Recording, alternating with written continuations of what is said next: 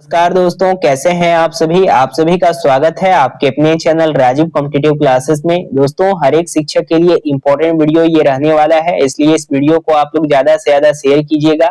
नए हैं चैनल पे सब्सक्राइब कीजिएगा, बेल आइकन को प्रेस कीजिएगा। दोस्तों, आज का वीडियो आप लोगों के लिए काफी ज्यादा इम्पोर्टेंट होने वाला है। आज के इस वीडियो में हम लोग बात करने वाले हैं प्रधान शिक्षक के बारे में, विशिष्ट शिक्षक के बारे में। अब शिक्षा विभाग का आज जो है वो मीटिंग हुआ है। मीटिंग का ताजा खबर आप लोगों का निकल के आया है। सबसे पहले दो अपडेट आप लोगों का रहने वाला है, शिक्षक वेतन वृद्धि और दूसरा 7वां वेतन आयोग प्रक्रिया। शिक्षक 7वां व 8वां वेतन आयोग, बिहार शिक्षक म्यूचुअल ट्रांसफर को लेकर अपडेट है। प्रधान शिक्षक और विशिष्ट शिक्षक का कमेटी का रिपोर्ट आया है। क्या इन दोनों पे फैसला लिया गया है, इसके बारे में बात करेंगे। साथ ही साथ बी राजेंद्र आदेश आया है। बी राजेंद्र एसीएस है शिक्षा विभाग के, और इनके तहत आप दोनों के लिए आदेश है। तो वीडियो काफी ज्यादा इंपॉर्टेंट है, इसलिए इस वीडियो को ज्यादा से ज्यादा शेयर कीजिएगा। नए हैं चैनल पे सब्सक्राइब कीजिएगा, बेल आइकन को प्रेस कीजिएगा। वीडियो को हम लोग देखिएगा। साल 2003 से 2022 तक का संघर्ष सबसे लंबी गाथा है। रोड से लेकर विधानसभा तक नियोजित शिक्षकों ने लगातार प्रदर्शन किया और आज की सैलरी संरचना इन्हीं संघर्षों का नतीजा है। नियोजित शिक्षक कौन है? दो यहाँ पे बटे हुए हैं। पहले साल 2003 से 2022 तक जो हाल है, सबसे पहले वो शिक्षक जो नियोजित से डायरेक्ट एचएमएसटी बने हैं, या जो नियोजित से विशिष्ट बन के एचएमएसटी बने हैं, या वो जो नियोजित से सक्षमता देकर के विशिष्ट बने हैं। ठीक है, तो तीन प्रकार से यहाँ पे कैटेगरी। आज का रुख अलग है, लेकिन एक समय ऐसा था जब तीनों मिलकर के रोड से सड़क पे खूब ज्यादा आंदोलन किए थे, जिसके कारण से अभी आपको जो बेसिक सैलरी मिलता है इन्हीं के बलबूते पे मिलता है। अब यह स्वाभाविक सी बात है कि एचएमएसटी विशिष्ट शिक्षक बन गए हैं राजकर्मी, पर वेतन फिक्सेशन और 7 पे कमीशन 8 पे कमीशन अभी भी आधार में लटका हुआ है। नियोजित से विशिष्ट बने लोग आज भी वेतन फिक्सेशन ना होने की समस्या से जूझ रहे हैं, और कई की स्थिति पहले से भी खराब हो गई है। कम सैलरी से बैंक लोन भी नामुमकिन है। आर्थिक संकट झेल रहे शिक्षक को बैंक से लोन लेना मुश्किल हो गया है। एचडीएफसी और अन्य बैंक कम वेतन पर नया लोन देने से मना कर रहे हैं। पे कमीशन का कमेटी का भी रिपोर्ट 9 महीने से लंबित है। शिक्षकों का इंतजार जारी है। कहा जा रहा था कि रिपोर्ट जल्दी आएगी, लेकिन अब 9 महीने से अधिक का समय बीत गया है, लेकिन अब तक 7 पे कमीशन का नामो निशान नहीं है। बस शुरुआत से सरकार के तहत सिर्फ हमें घुराया गया है एक तरह से। ठीक है, जब चुनाव आया था उस समय भी अलग अलग तरीका से प्रचार प्रसार किया गया था, चुनाव के बाद भी किया गया, जब तक आप लोगों का नतीजा सामने नहीं आ गया था। अलग अलग लोगों के द्वारा अलग अलग आश्वासन आया, ठीक है, लेकिन कुछ भी आप लोगों का हुआ नहीं। आज 9 महीना आप लोगों का बीत गया है। 2025 जैसे ही स्टार्ट हुआ था वैसे ही घोषणा आना शुरू हो गया कि 8 पे कमीशन लागू होगा तो 7 पे कमीशन दे देंगे टीचर को, लेकिन नहीं दिया गया। बीपीएससी शिक्षक भी सैलरी आयोग में एंट्री की मांग पर बढ़े हैं। बीपीएससी से चयनित शिक्षक अब 7वें और 8वें वेतन आयोग में शामिल होने की मांग उठा रहे हैं।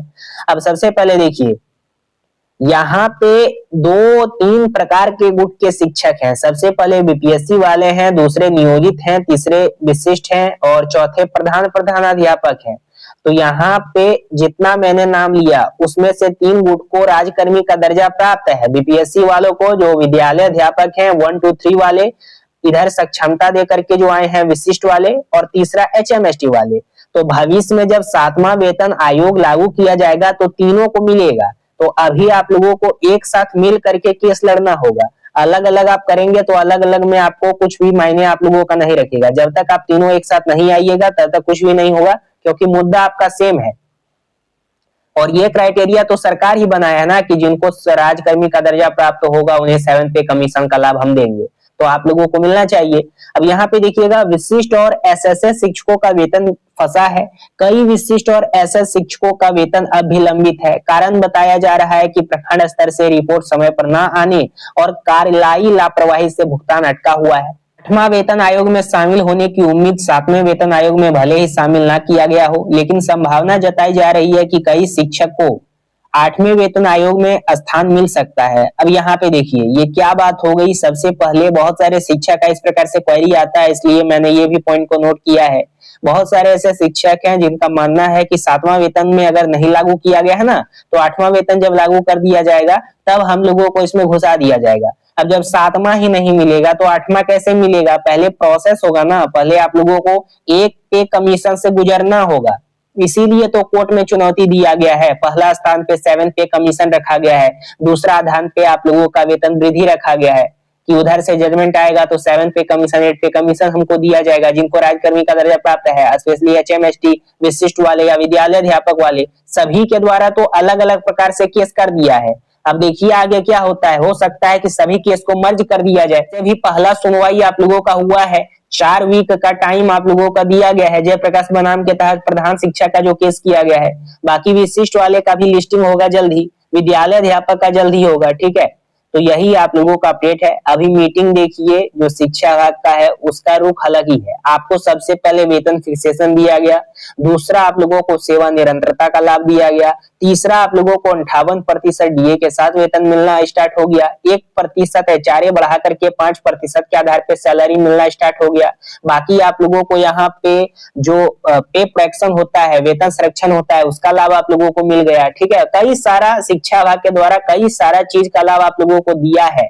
इधर आप लोग प्रमोशन मांग रहे थे तो प्रमोशन का भी क्राइटेरिया आप लोगों का बना दिया गया विशिष्ट और प्रधानाध्यापक के लिए कि 10 साल का अगर आपके पास अनुभव है पढ़ाने का तो आपको प्रमोशन देकर के अलग अलग क्लास में दे दिया जाएगा, तब आप लोगों का मूल वेतन में वृद्धि होगा। हाँ, चुनाव से बाद या चुनाव के पहले जो भी घोषणा किया गया उसका निराकरण किया गया शिक्षकों के हित में, लेकिन जो सबसे इम्पोर्टेंट है, जो लागू होने के बाद शिक्षक समाज का जो भविष्य है या शिक्षक समाज का जो जीवन है वो खुशहाल हो जाएगा। सरकार के द्वारा जो घोषणा किया गया 7वां वेतन आयोग, उसके बाद 8वां वेतन आयोग, वो नहीं आप लोगों का इम्प्लीमेंट हो पाया स्पेशली टीचर के लिए, जिसके कारण से आज भी टीचर जो है, चाहे वो विद्यालय अध्यापक हो चाहे वो नियोजित हो, मतलब नियोजित की तो बात नहीं करेंगे, सबसे पहले विद्यालय अध्यापक हो या HMST हो या फिर विशिष्ट वाले हो, इनका यहाँ पे समाधान हो जाता है। लेकिन सरकार के द्वारा बस आप लोगों को पे प्रोटेक्शन का लाभ, सेवा निरंतरता का लाभ, वरीयता का लाभ, प्रमोशन का लाभ, वेतन संरक्षण का लाभ, सेवा निरंतरता का लाभ, प्रमोशन का लाभ,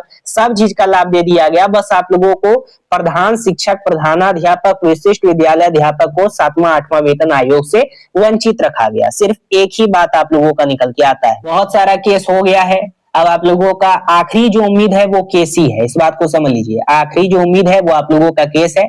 अब हाल फिलहाल में 4 वीक और इंतजार कर लेना है, 4 वीक के बाद सुनवाई होगा और 100% जजमेंट आपके पक्ष में आएगा। बाकी आपकी इस पे क्या राय है कमेंट के माध्यम से बताइए। मेरा काम है आप लोगों को अपडेट देना, जो भी आप लोगों का पल पल का अपडेट होता है पटना उच्च न्यायालय से, शिक्षकों के हित में या शिक्षा विभाग से, सभी अपडेट आपको राजीव कॉम्पिटिटिव क्लासेस चैनल पे सबसे पहले मिलेगा और वो भी ऑथेंटिक न्यूज रहेगा। बाकी आपकी इस पे क्या राय है कमेंट के माध्यम से बताइएगा। धन्यवाद।